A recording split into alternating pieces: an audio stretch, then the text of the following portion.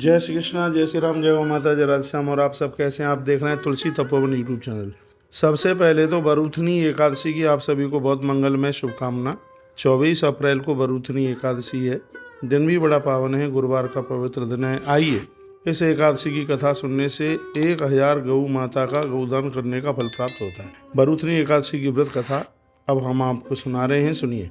महाराज युधिष्ठिर ने भगवान श्री कृष्ण को कहा कि भगवान, आपने पाप मोचनी एकादशी, संकट मोचनी एकादशी, बड़ी कथाओं को आपने सुनाया। अब हम आपसे वैशाख मास के कृष्ण पक्ष की एकादशी के बारे में सुनना चाहते हैं, उसके बारे में आप ये बताएं।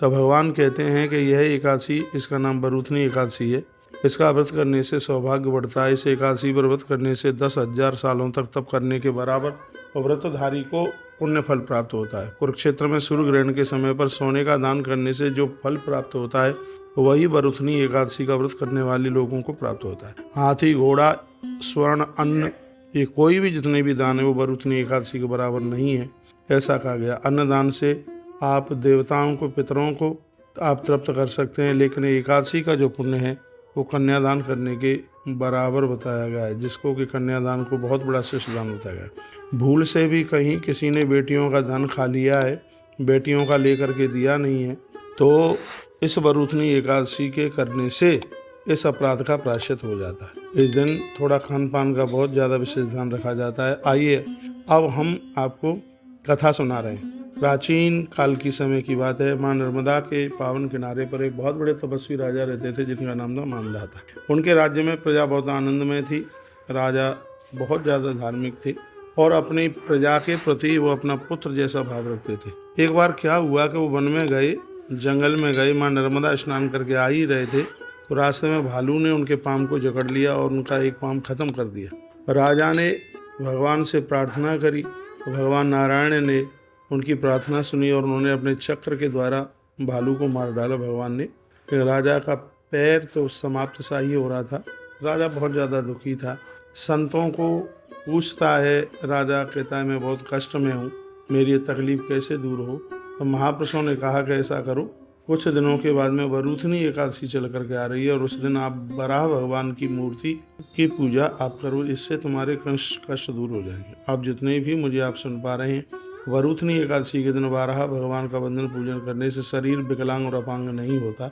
यह इस बात की बहुत बड़ी महिमा है। इस दिन भगवान वराह नारायण का पूजन होता है। राजा ने यह पूजन किया बरूथनी एकादशी के दिन।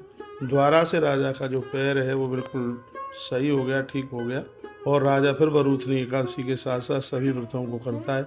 समय आने पर राजा भगवान के धाम के लिए पहुंचा। बोलिए एकादशी मैया की जय हो। एक के लिए बहुत मांगलिक है, सबको बहुत आनंद देने वाला है, इसलिए सभी लोगों को चाहिए कि हरि वैष्णव लोगों को चाहिए कि वो 11 का व्रत करें। अगली वीडियो में मैं आपको पारण का भी टाइम बताऊंगा, क्योंकि पारण करने से यदि कोई भगवत दोष लग गया है तो वह दूर हो जाता है। इस समय मैं रास्ते में हूँ, इसलिए बहुत शॉर्ट में मैंने यह वीडियो बना करके आपको भेजी है। कोई व्यवस्था नहीं थी, मैंने अपने मोबाइल में ही रिकॉर्डिंग करके यह मैंने आपको भेज दी है। और यह मैंने पद्म पुराण में 81 महात्म्य से और यह कथा मैंने आपके पास तक भेजी है और आप इस कथा को सुन रहे हैं। निश्चित रूप से हजारों गौदान करने का फल प्राप्त होगा। एकादशी 24 ही तारीख को है, आज 24 तारीख है और आपने 11 का व्रत किया है। ये बहुत बड़ी एकादशी है, हर प्रकार से कल्याण करने वाली है। एक बार मैं फिर निवेदन करूँगा, इसमें वराह नारायण भगवान की पूजा होती है। शरीर के कष्टों का हरण करने के लिए एकादशी किसी वरदान से कम नहीं है। आपके शरीर में कोई रोग है, कोई पीड़ा है, शरीर काम नहीं कर रहा है, पैरालाइसिस हुआ है यदि किसी को, या ऐसी और कोई दिक्कत है, यदि कोई व्यक्ति यह एकादशी का व्रत करके वो सामने वाले को समर्पित कर देता है तो उसको आरोग्यता मिल जाती है, उसको फ़ायदा मिल जाता है। बहुत बहुत धन्यवाद आपके लिए, आपने वीडियो को पूरा सुना है।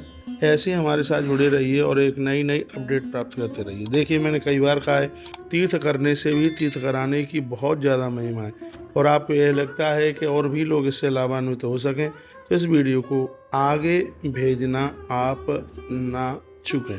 किसी ने एकादशी के बारे में पूछा तो मैं कहूँगा उदिता में 24 तारीख को ही एकादशी है। इस दिन थोड़ा सा आप पेठा अपने मुंह में डालिए और पेठे का दान कीजिएगा, इसका बहुत बड़ा मातम है। इन्हीं शब्दों के साथ हर हर महादेव, घर घर महादेव।